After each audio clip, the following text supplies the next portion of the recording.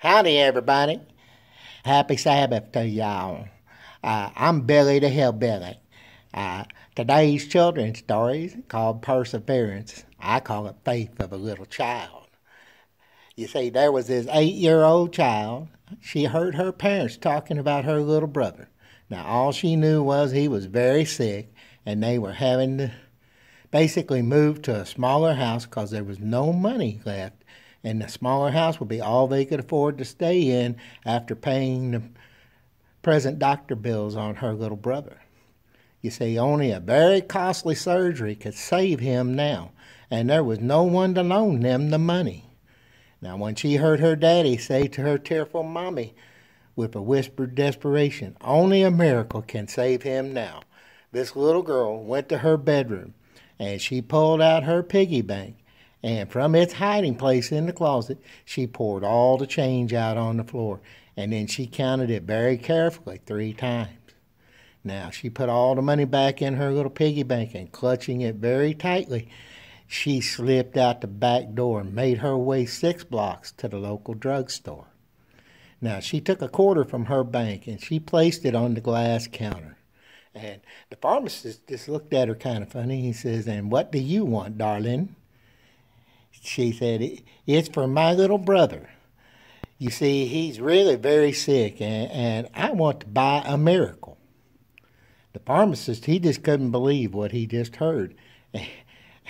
And he looked at the little girl, and he says, "I beg your pardon, darling?" And the little girl looked at him and said, "His name is Andrew, and he has something that's bad growing inside his head. And my daddy says only a miracle can save him. So just tell me, how much does a miracle cost?" The pharmacist basically looked at the little girl, and sadly, he was shaking his head, and he smiled at her even more sadly. And he said, "Darling, we don't sell miracles here. Child, I am so sorry." The little girl looked at him and said, "Listen, I have money to pay for it. If it isn't enough, I can try and get some more. Just tell me how much it costs." Now, in the shop at that time was a well-dressed customer, and he stooped down and he asked the little girl, "What kind of miracle does your brother need?" The little girl kind of looked at him. Her eyes were starting to well up with tears, and she says, "I don't know. He's really sick, and Mommy says he needs an operation, but my daddy can't pay for it.